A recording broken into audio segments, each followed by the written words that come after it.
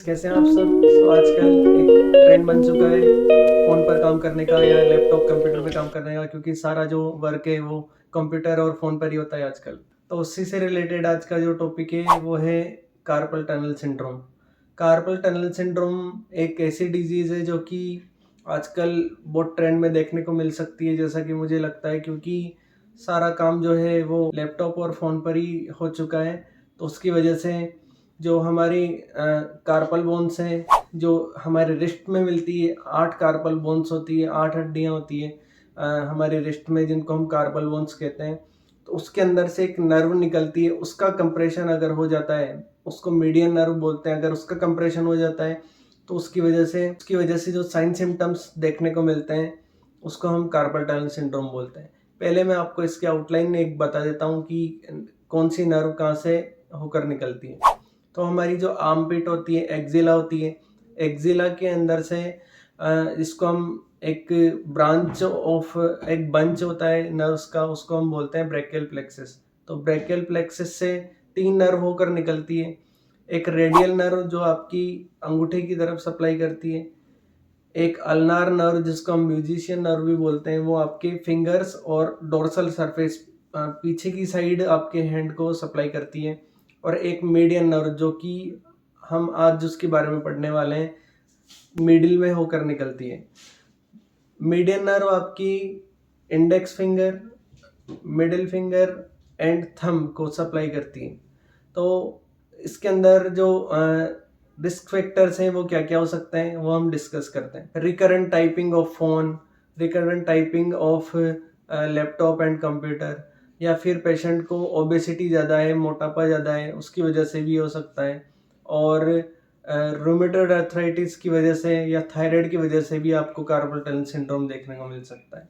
अब इसके sign symptoms हम देखते हैं कि क्या क्या साइन सिम्टम पेशेंट में देखने को मिलेंगे। अंदर जो साइन सिम्टम देखने को मिलते हैं, वो पेशेंट कंप्लेन करेगा कि सर मुझे बहुत ज़्यादा पेन फील हो रहा है मेरे रिस्ट में, या फिर पाम पे, हथेली पे, या पीछे की साइड में बहुत ज़्यादा पेन होता है जब मैं टाइपिंग करता हूँ, या फिर कुछ भी वर्क ऐसा करता हूँ जिसके अंदर फिंगर्स का यूज़ होता है।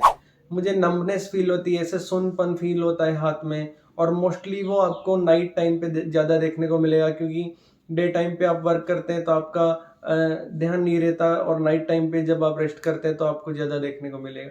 आपको टिंगलिंग देखने को मिलेगी, ऐसा पेशेंट कंप्लेन करेगा कि सर मेरे हाथ में जैसे चींटियाँ रेंग रही है, उस टाइप में आपको देखने को मिलेगा। टिंगलिंग, पेन बहुत ज़्यादा होगा, और नंबनेस, एक सुनपन देखने को मिलेगा।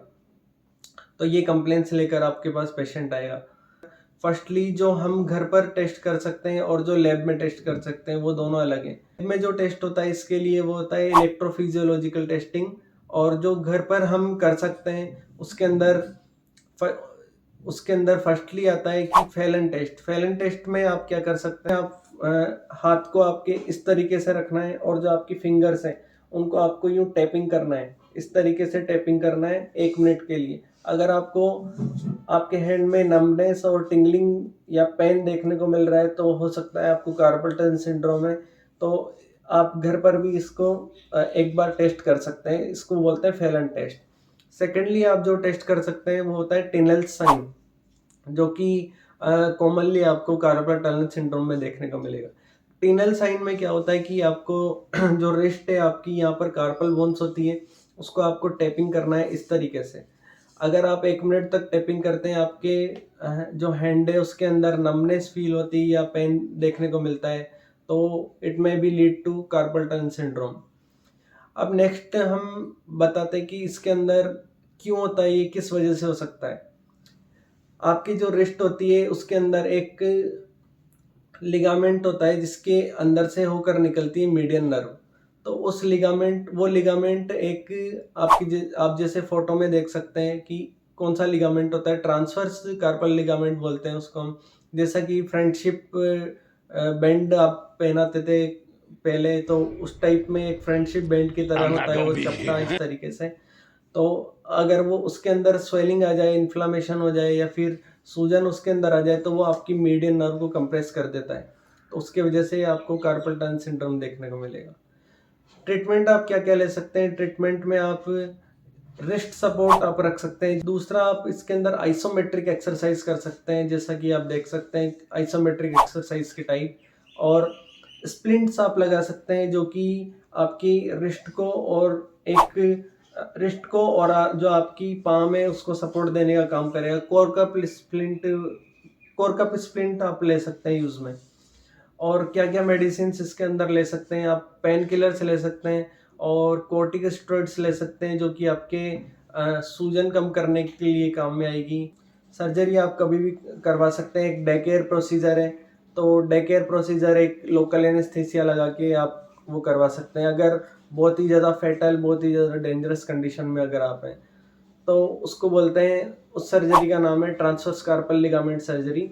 उसके अंदर आपकी जो ट्रांसवर्स कार्पल लिगामेंट है उसके अंदर एक इंसिजन लगा के, एक चीरा लगा के आपको उससे उसकी स्वेलिंग और जो पेन है उससे रिलीव किया जा सकता है।